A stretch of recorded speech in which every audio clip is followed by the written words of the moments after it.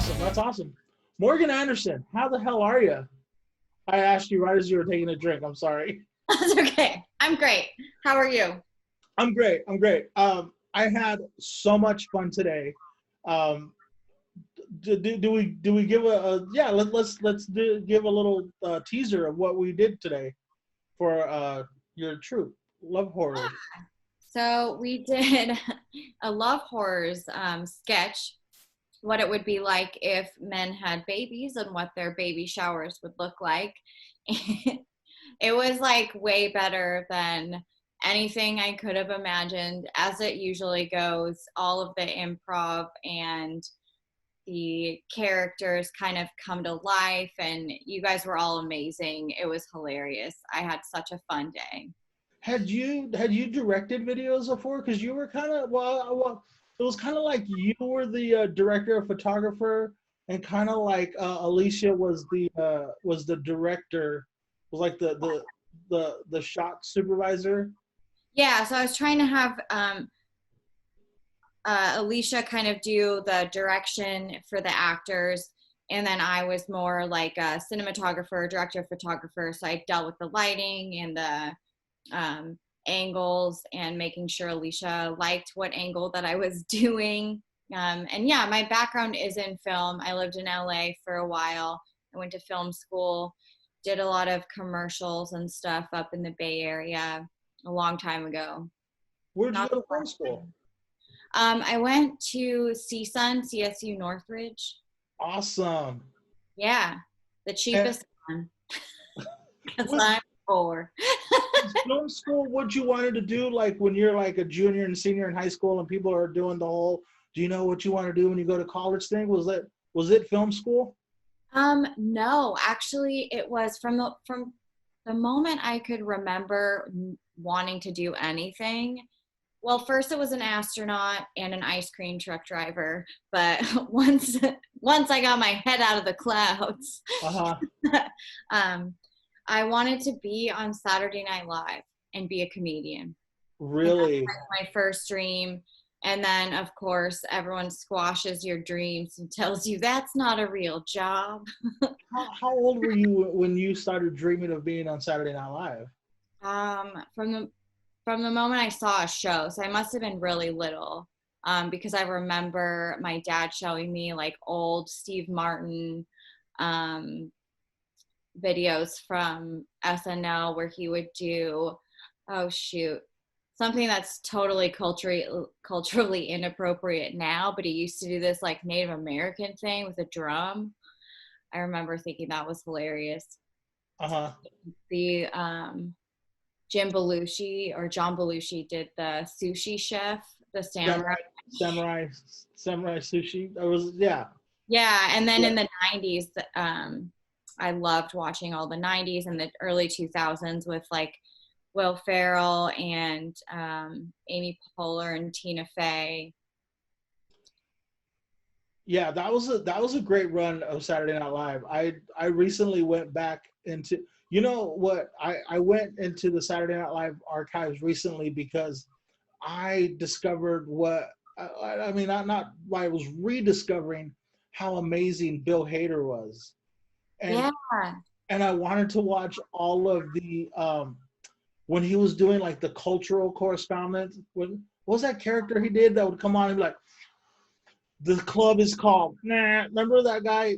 yeah. He was like, yeah, I remember. I don't remember what his name was, but he didn't he have this weird like clip-in ponytail thing with always wearing like super out there Yeah, shred. yeah, yeah. And he had like the long sleeves, and he'd do this all the time, and he would come on. And then yeah, I Yeah, went. nobody could like not laugh. It was Yeah, I went back. I dug into those archives, and man, Saturday Night Live was so good during that era. Yeah, I like to say Saturday Night Live is a lot like your favorite sports team, where like they're gonna have great seasons and they're gonna have so seasons, and they're gonna have seasons where you're like, I'm not sure the direction they were going, but I'm always gonna root for them, like no matter what. Like, yeah, and I still think even when they're in like a drought, like has been for the last maybe 5-10 years, they're mhm. still those sketches that in every episode that are so funny. Yeah, yeah. There's still always like it might be like the cast is not like super great at the moment, but there's always at least like one superstar like waiting to break out of that cast. Yeah, like McKinnon, the blonde. Her. Oh my God, when she does the like the trucker lady that gets abducted by aliens. I was Oh hoping you were my going to say God, that. that is my favorite. Just with the cigarette, and they're all. She's so funny. Oh my God, I can't with her. She sticks out for sure as probably carrying that show a lot of times. Yeah, I'm going to take a drink too. Okay, cool. What are you drinking? What are you drinking? What's really refreshing? What is? Kombucha. Oh, okay. Yeah, I'm from Santa Cruz, so I got all the. Tell me a little bit about Love Horrors.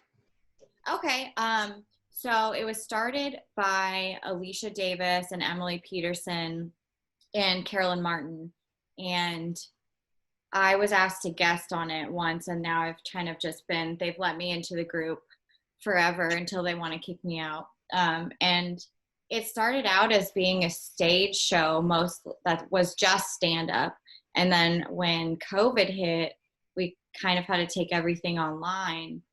And then that opened us up to being able to play with a lot of video and sketch writing. And so that's been really fun for me to be able to write sketches and write characters and just get to play around with a lot of different things that's not really in the realm of stand-up, but stuff I really like to do. I love writing and I love filmmaking. So this has been so friggin' fun for me to be Yeah. able to do. Yeah, when I talk to Emily about like whatever Love Horrors is doing, like I'm very creative, but I always run into roadblocks like with the video and the editing and like the technical part of it. And so like I'll ask Emily like what's going on there. She's like, Morgan's got that. Like she's like, we got Morgan, we're good. And to see you in action today, just like the care that you were putting into setting up the lights and making sure and like blocking and giving people their marks and Yeah. With pieces of a paper plate.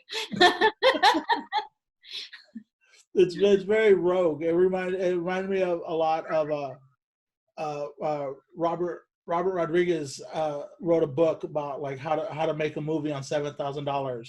Yes, I read that book. It's great. Yeah. It's based on oh crap, now I can't remember. Was it Dusk Till Dawn? No. Wait, what did you say? When he was making El Mariachi, right? Yeah. It cut out for a second, so I didn't hear, but yes. Yeah. Well, so when you got into the video stuff, who were some of your influences? Like I heard you mention Scorsese today. You just said that you read a. What's that? I'm a Scorsese fan. I'm not really a fan of 2001: A Space Odyssey. Mm-hmm. Which. That's Kubrick. Oh yeah, that's right. Yeah. That's who I was talking about all day today when I said Martin Scorsese. I meant Stanley Kubrick. They're both white guys. Nobody fucking cares.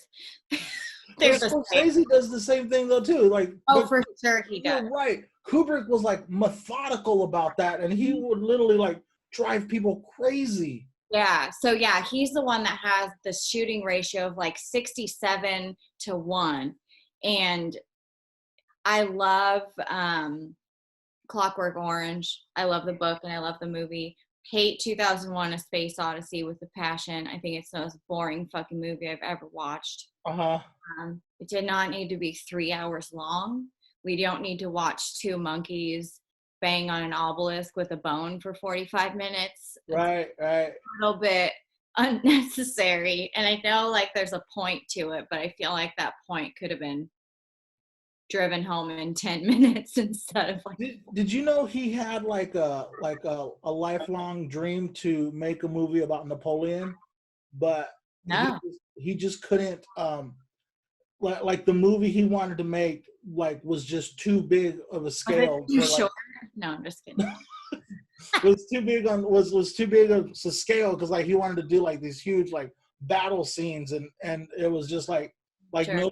no studio like just ever trusted him with it. They're like nah. So, Yeah, it was like the Stanley Kubrick was the Michael Bay of the 70s.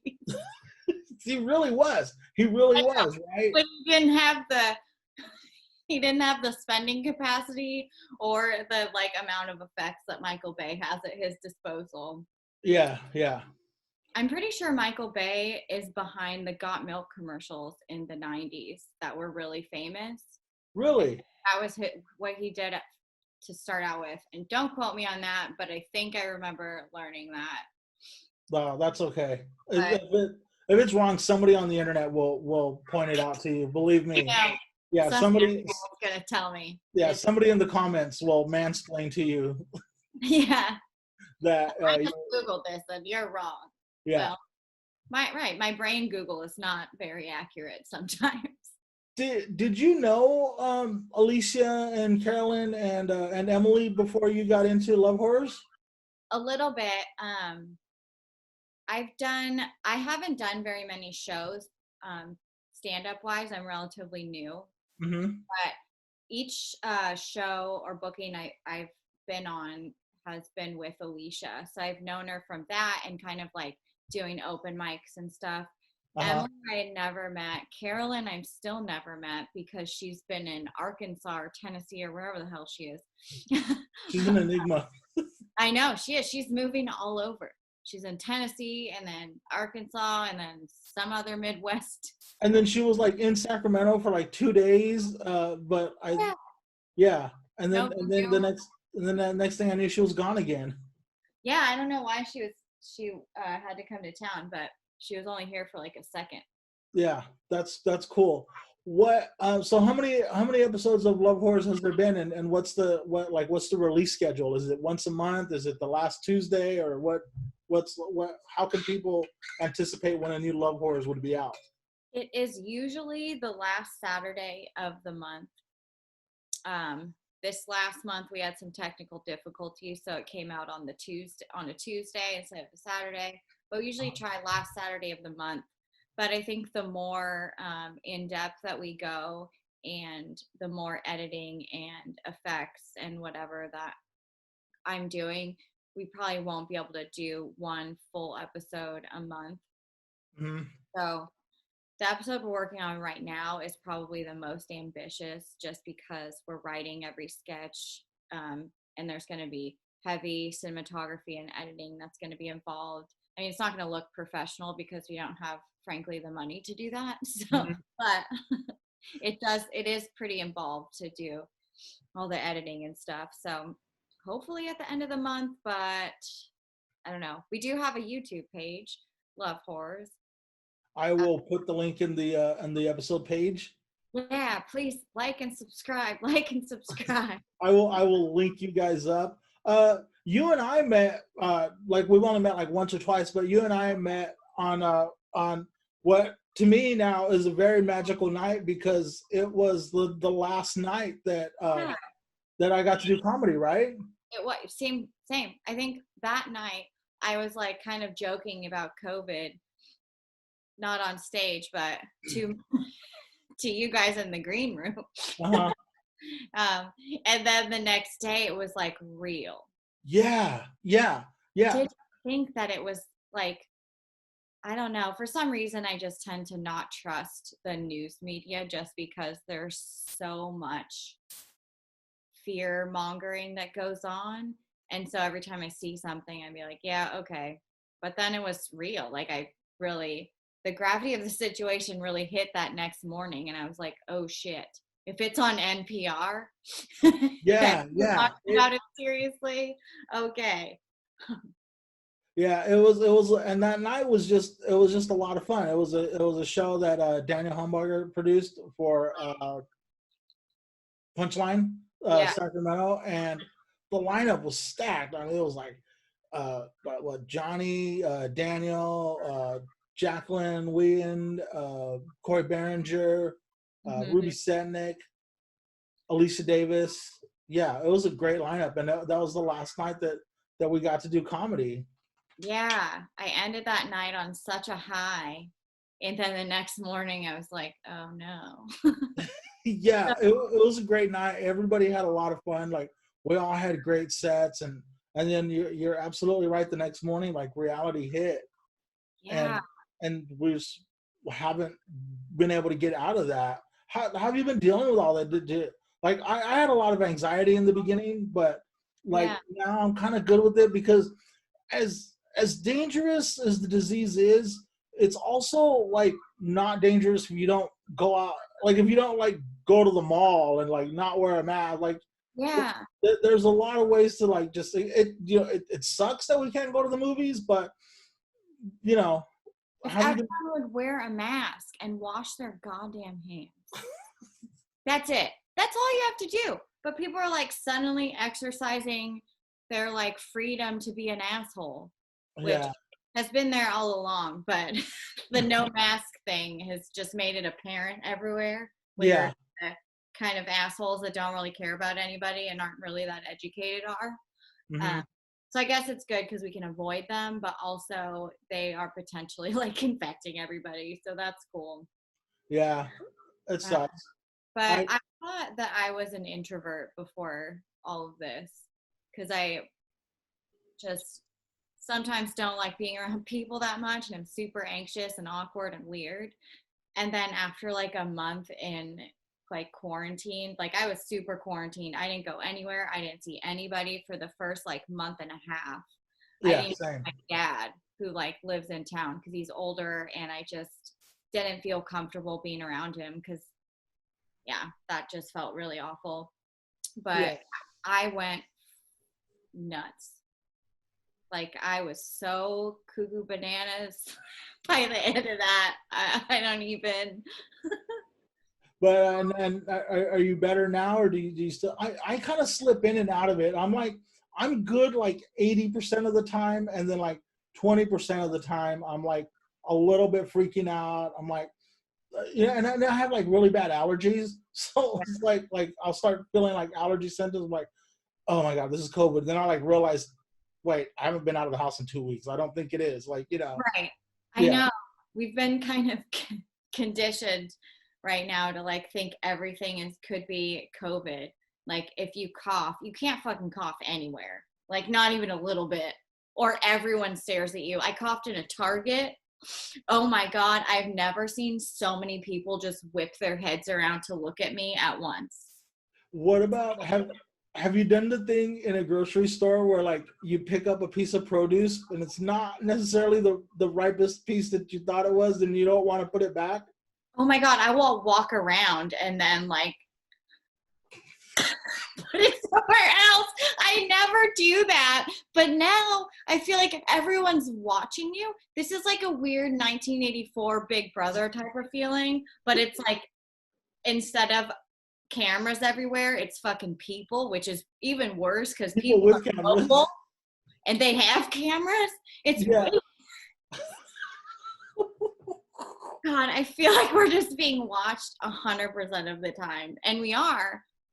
Oh man. And I could be put on blast on the internet at any time. Anybody could take a video of me. Yeah. Yeah. Yeah. It's This a little bitch bit walking scary. around putting her bananas back all the time. I fucking seen her. I did the first time I did that. I did it with. I found this. I was looking for chicken breasts, and I saw this pack of chicken breasts. I was like, oh, those look nice, and I picked it up, and they were like $20 for like 5 breasts. I was like, oh fuck. And I was like, shit. And I just bought them. $20? They were expensive. It was Trader Joe's. Insane. Oh, Trader Joe's. Did like the chicken sign a release form to be killed or something? Yeah, yeah, yeah. Most ethically sourced chicken breasts ever. Yeah, they were like fifth generation. They were royalty. Fifth generation free range. Yeah, yeah. Those chicken rolls. They went back all the way to like the Grateful Dead. They're All their papers are there, just yeah, like when yeah. you. They could prove their lineage. Yeah. What Hey, so the first thing I noticed at your house today, you got some vinyl. I do, yeah. I love What vinyl. when did that start? Oh, I've been forever collecting. I remember being like a teenager and I've like going in. There used to be this record barn in San Jose called Big Al's Record Barn. Uh-huh. And it was this old dude that owned it. And I would come in and talk to him about records. And like, I love looking through records and finding stuff. And I still have a rule now that I won't buy anything new. Um, I have to find it. Like I only, even when Dimple was around, I would only go through the used record barrels to find it. Cause there's something cool about like finding that like record. It's like a scavenger hunt and you It never know is. exactly what you're looking for, but I always find something. So I really, I call it the chase. Like I've been chasing this. I've been chasing this. yeah. You know, what's give me an example of something that like what's okay. So like for example, me like I want I want anything The Cure, Depeche Mode, Bruce Springsteen. Like I'll buy it. Like If you bootleg. see my Like Cure records, I have a shit ton of them. I love The Cure. Like I absolutely love The Cure, and like anything I can get my hands on The Cure, like I'll probably buy it. Yeah. What are you chasing? Metal and old Okay. like 70s punk rock. And those are like, I feel like the two hardest genres to find, especially at like a Goodwill or any used record shop, because either they've picked them out because they're worth a bunch, or like I don't think I've ever found like a good punk rock album that hasn't just been given to me. Like I have a Clash album, but that was given to me. Like there's no way I would have found that. Uh-huh. But I have found two Iron Maiden records, and that was pretty cool. Today on Instagram, like one of the record collectors I follow, she posted a box of stuff that she was about to start going through and pricing, and Ozzy Osbourne's I can't remember if it's Diary of a Madman. Well, it was the Ozzy Osbourne record that Randy Rhoads plays guitar on. Like Randy Rhoads was on two of Ozzy's records, Yeah. and it was one of those. And I messaged her, and I said I'm chasing this and the other record that Randy Rhoads played guitar on, and she's like, "Oh, I have that one too." So I scored them both today, and she's shipping them out today. So I can't wait. That's so awesome. I love Ozzy. Yeah, he's the best. He's the best. Um, I wanted to ask you, was it like your dad or your mom or your brother, like who passed down the whole because I'm assuming you grew up in the CD era, right? Oh, for sure. I grew up in the tape Okay. era first, then CDs. Uh-huh. Um, and So I collect tapes too. Like I have an old Walkman that I don't have a tape player. That's a thing I really would like to have. I just love analog sound. Anything analog sounds better to me. Like as right, soon right. as CDs came around, you can tell the digital sound is just sharper, I feel like, and more tinny. Like if you listen to a record, I feel like it's just warm and inviting, and like the pops and the crackles that are such a great sound. Even tapes sound warmer than a CD. Yeah, yeah. What was I was last night I was listening to so like I grew up like always liking Pink Floyd. Like here's an example of what you're saying is that like I grew up always liking Pink Floyd, right? And but Pink Floyd I had always heard it on the radio or on CD, Hmm. right? So like that was the Pink Floyd like I knew. But then like when I got into buying records, like there was like a couple of Pink Floyd records that like I got lucky on, and I got like uh, Dark Side of the Moon, Wish You Were Here, and The Wall. And last night I was listening to Wish You Were Here, and like you said, it just sounds so much warmer, and it's just like, and then like when I went to bed, I was like, I want to keep listening to Pink Floyd, but at that point I had to listen to it like on my phone, and Yeah, you can't get up every 10 minutes and like, you can so hear the difference. yeah, Yeah. you I, can't. My what? mom collected a lot of records. So probably I got that from her. My dad's a musician, so, but she was the record collector. What instrument does your dad play? Or does he probably still plays, right? He was a music teacher forever, so he knows a little bit of every instrument because he's had to teach it. But what he plays on stage and stuff is saxophone and flute. And Oh, instruments. Yeah. I played saxophone in high school and junior college. I tried. It had too many like keys, and But I they could. were like in order. It's not. I know. Then I picked trumpet because there was only three, and I was like, that's probably a lot easier.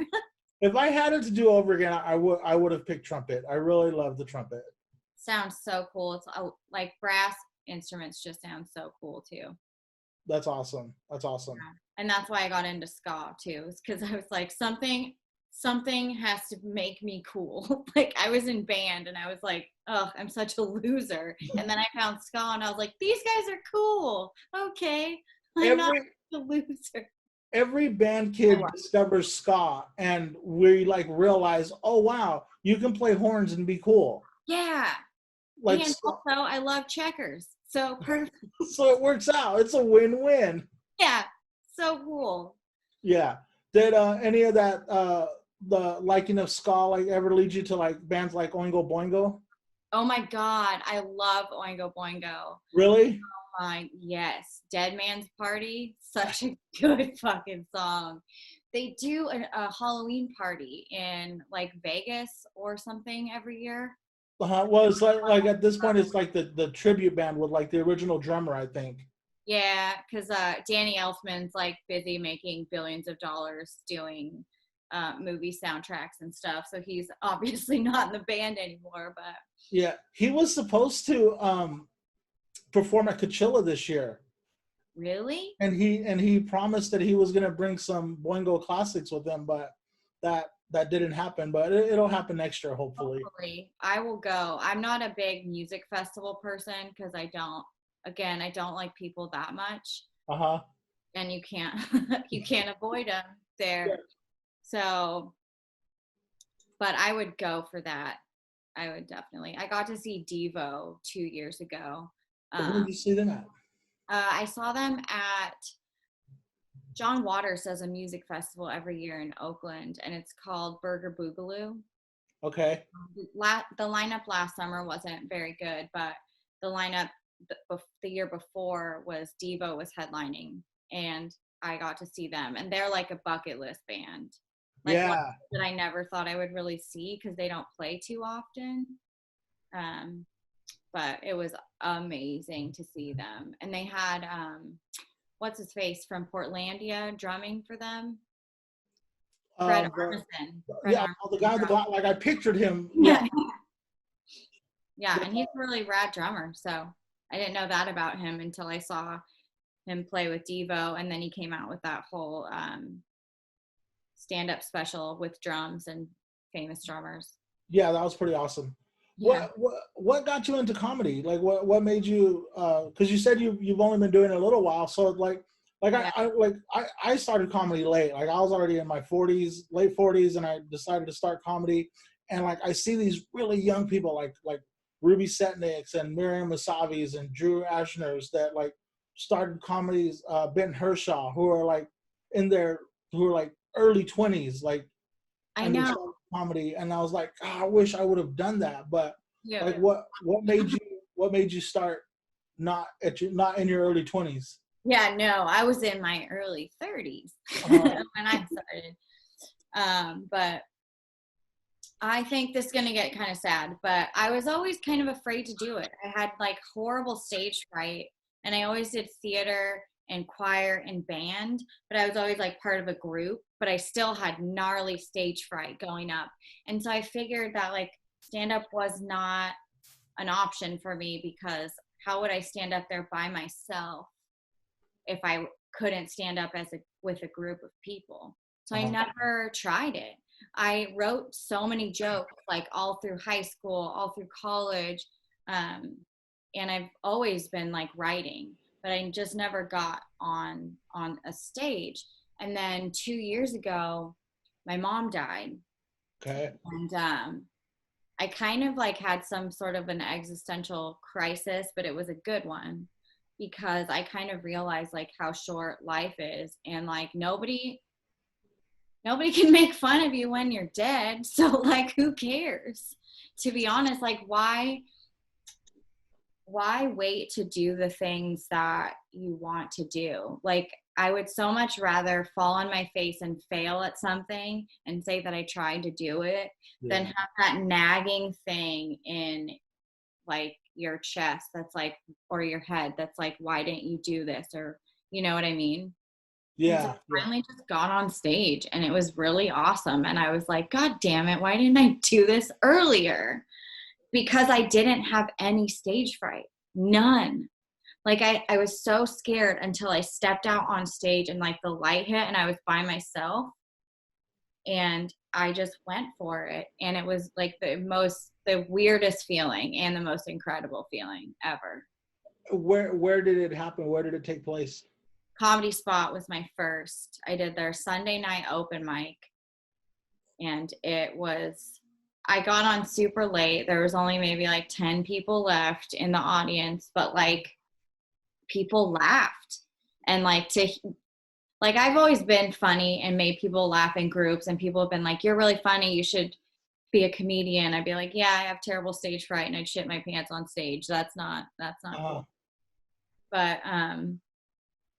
But yeah, to hear people laugh is like such a high, I think, and to know that you did that. Yeah. Cool. And isn't it crazy, like when you have a great set, or even when you have a bad set, like when you get down, like you immediately want to get, like you're already looking forward to the next time that you're gonna get back up. Yeah, it is. But then I've been a little bit slow over the past year because I still have moments, and a lot of moments, where I let my head tell me that I'm going to fail or something. And then I won't go to a mic for like 2-3 weeks even. And then I finally go to one and it feels awesome. And then I can't wait to go back, but then my head will get me again. So it's kind of that constant talking myself back into doing something. Yeah. But it's always worth it. So. Yeah, I dealt with a lot of that in like my first 4 months of like I would talk myself out of going, and like it would be like something like I woke up on the, like I'd wake up and like, okay, tonight I'm gonna do this open mic after work, and then I would just start like making excuses of like, well, I'm kind of tired, or like, Oh yeah, the next one. the best. Yeah. Or I've driven to open mics and like parked and sat there and been like, oh, I'm gonna just go home, and driven home. Wow. But it's been nice to start meeting people in the scene and being drug out of my house and out of my comfort zone by other people. And that can be like stand-up community and the comedy community as a whole in Sacramento is so great. Isn't it? It's not very exclusive, even though it feels like that to someone like me, where everything feels exclusive.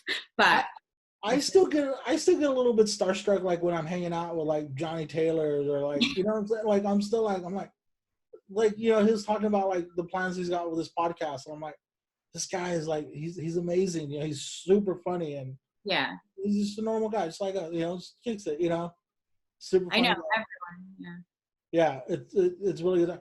Well, I imagine you're super looking forward to like getting to do comedy with Alicia and Emily and Carolyn. Like you guys are like forging this. These guys are like 4 comics forging this friendship, not doing stand up. I know, it's so funny. I can't wait until we can get back on stage again. But I'm also really liking doing sketch stuff. So I think we're planning on, once we can do it live, still incorporating the sketches into our live performance. Mm-hmm. Because we've kind of found a love for being able to do like character work and filmed sketches. Yeah. How much fun do you have editing? Do you have more fun editing, or is editing like hard work?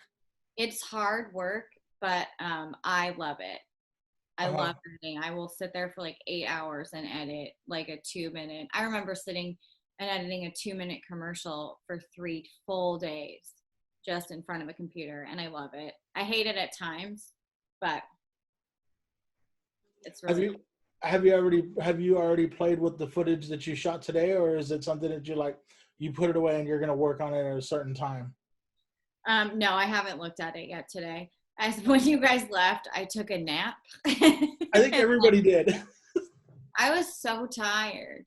It was a little bit exhausting talking to people, and like everyone's being super careful with COVID, and like even like when Emily asked me to do this, I was like, who's gonna do it? Like, and then like because I was like a little bit like nervous, like just to be around people, but then I was like, okay, all those people are being super careful, like, Yeah. not that I personally know everybody so well, but like I felt safe with you guys, you know what I'm saying? And but then to like be around like two or three other people and like be like responding to stimuli and like responding to conversation, it was a little bit exhausting. I know, because none of us are like used to it yet still. Yeah, it was a little bit crazy, and I loved being in the moment, but when I was driving home, I was like, why am I so tired? Like I'm not like I used to be a napper, but I'm not a napper anymore. But I Yeah. came home and I took a nap. I know. I hate, like, I'm not a fan of naps because I always don't want to get up. I have a problem with turning a nap into like a full night of sleep Yeah, quickly. So that's a problem for me. But I finally got up and got myself together, kind of. that's good. I'll That's probably go over it tomorrow. I know I was gonna go paddleboarding after we shot today. I heard you mention that, and then I was like, she's gonna be tired. I was like, I don't think she's gonna be down to like. I was completely fine with you saying I'm super tired. I went paddleboarding. Let's do it like Sunday or something. But when you text and you're like, let's do it, I was like, oh wow, she went paddleboarding and she's ready to go. No, I slept and then made food. I didn't even shower yet still. I've just been so slow. It was funny. Like today, like showering and getting ready to go out. Like my dogs, well, my dog and Emily's dog, they were both looking at me like, "Are you going somewhere?" Like, Yeah. yeah, like and like getting, yeah, because I've been lucky enough to just work from this whole time. I've been working from home. Yeah. I've been able to work from home since the work stopped us like a week and a half before the state shut down. Like That's so I've been working from home since like the second week of March, and they yeah. just told us the other day that we'll be working from home until at least October 31st. So So crazy how drawn out this is when it's like totally didn't need to be this drawn out if everyone would just but there's also a lot of us, yeah. We're like not a small country. yeah, We're there's not, you know, it's where plus there's a another lot of us spread over a huge piece of land, and we all think so differently, but yeah, we'll get there. We'll get there. What are you looking forward to the post COVID? Just like what are you absolutely looking forward to? comedy shows. I don't care about anything else. That's it. Comedy shows, no, that's not true. Comedy shows, um, and being able to go to concerts. Do you remember the last concert you got to see? Ugh, no, I can't I, even think back that far. I was trying to remember the last movie I saw in a theater, and I couldn't remember it. Yeah, it was so freaking long ago. I think the last movie I saw in a theater was the one, um, no, Rocket Man. I think that might have been the last one I saw. Okay, I don't know how long that. yeah, that was a while back. Did you have any concerts that you were gonna go to that got canceled because of the COVID? Yeah, and now I can't remember. Yes, there were two. I can't remember one of them. Uncle Acid and the Deadbeats got canceled, and I was really bummed about that because they don't come to the US really. Uh-huh. And there's another Euro band that I'm blanking on the name, but they're like a 70s kind of pop punk rock band. It'll come to me after we're done with this, and I'm gonna feel stupid. I'll put it in the show notes. The, Yeah. Yes. the band she couldn't remember was Yeah. we had tickets for Rage Against the Machine, Billie Eilish, not together, right? I had tickets for Rage in Oakland. I had tickets for Billie Eilish here at Golden One, and I had tickets for Chris Stapleton out at the Toyota Amphitheater or the Wheatland Amphitheater. Oh, nice. But all of those are like till 2021 now. At least they're rescheduled. Yeah, they've all given new dates. Billie Eilish hasn't given a new date yet, but Mine got canceled. I got all my money back, and I was so bummed that they're not rescheduling anything. that is a bummer. That's a bummer. Yeah.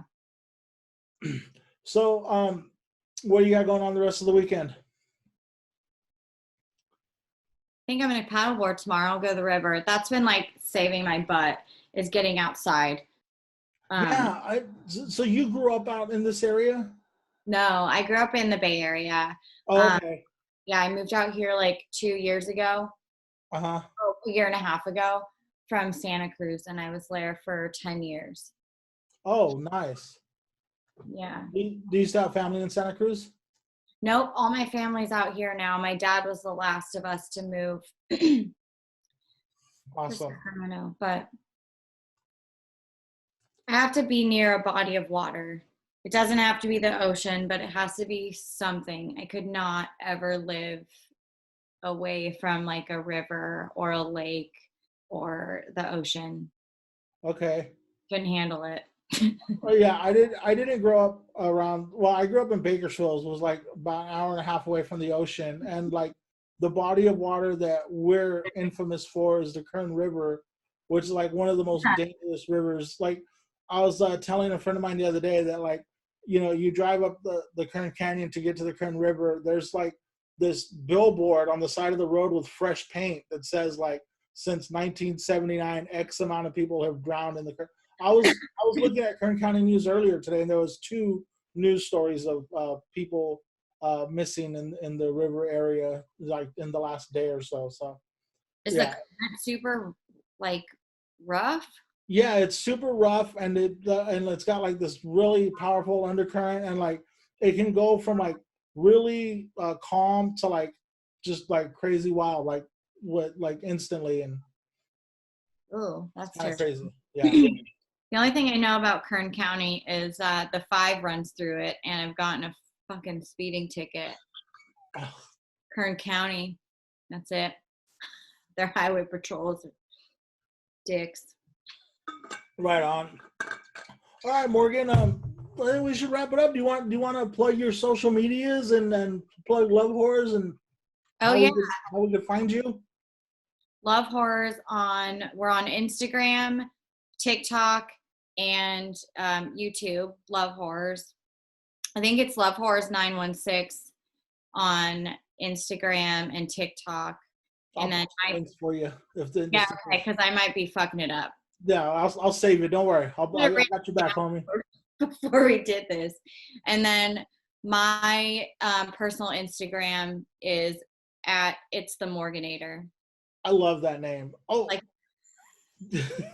Terminator, but your Instagram stories are hilarious. By the way, I look forward to them. Like when I see that, when your little pops up in the top, I'll like skip over a couple people just to get to yours, and they always crack me up. There's just this cynicalness about your sense of humor, like this dryness, this like very like you crack me up, dude. And I all my dating horrors. Yeah, so very Love Horrors themed. Morgan, thanks for having me over today and letting me be in the sketch. And you guys were a lot of fun to hang out with today, and it was exhausting. It was. Thank you so much for coming and helping us out today, and then also for having me on your podcast. I've never been a guest on a podcast before, so this has been fun. Yeah. It was, it was ironic. Like when I put my podcast to rest, like when everything happened, But then I kind of resurrected it a couple weeks ago, and I've done like, I think I've done this like my second or third episode since I've been back, and I was like kind of like mulling over like who can I get on the podcast, or who should I ask, and who's interesting, who would I like to talk to, and I definitely wanted to like help Alicia. You know, Alicia Davis, Emily, and myself were all in Stand Up 101 together. Oh yeah. Yeah, Yeah. but Emily and I met in an improv class. But like I always want to help my friends out, like with whatever projects they're doing. Yeah. So Emily was like, you should interview Alicia, and I was like, I just had Alicia, and then she's like, how about Morgan? And I was like, yes, I love her Instagram. She's super funny. I met her that one time. Yeah, that's a great idea. And I messaged you, and you were as gung ho about it as I was. So So pumped. I'm so pumped. I always worry when I message people that they're gonna be like, who are you again? Or like they're just gonna leave me on scene. Yeah, that's the worst. Yeah. That's the worst. It's like when you wave at someone and they don't wave back. Like, I know you saw me. Have you ever like thought that somebody waved at you, and then you like kind of like get excited and you wave back, and like they weren't Yeah, waving? all the time. I don't wave to anybody anymore. No matter if I know you or not, I'm not doing it because I have like PTSD from awkwardly waving at people. Been burned one too many times. Yep. You know what? Do you not, you don't have, you really strike me as a dog person. You don't have a dog? I know. I've always had dogs. I haven't yet. I was fostering when I was living up in El Dorado Hills, and then I moved to this house, and they don't allow dogs. Oh, okay. Cause like, They don't like happiness, my landlords, it turns out. that sucks. I was thinking about like, cause like ever since like we said we'll do the podcast, like I was like kind of like mulling over things I want to talk to you about, and like kind of like, look, scrolling through your Instagram, and I was like, and especially after like hanging out with you today and just like kind of like feeling your vibe some more, I was like, she really seems like a dog person, and she doesn't have like, I didn't see any like remnants of a dog. And I was, I need one. I have I have a doctor's note to get a dog, so oh, awesome. Well, yeah. you can come hang out with our It dogs does, it anytime. turns out. You can come hang out with our dogs anytime you want. Perfect. Until I get one, I will definitely take you up on that. Yeah, for sure. They're a lot of fun. Morgan, thank you so much for coming on the podcast. I really appreciate it. I really look forward to your stand up when all this gets under control. But until then, we have love horrors. Yes, we have love horrors. All right. Thanks for coming on, Morgan. Thank you so much. Thanks. Take care.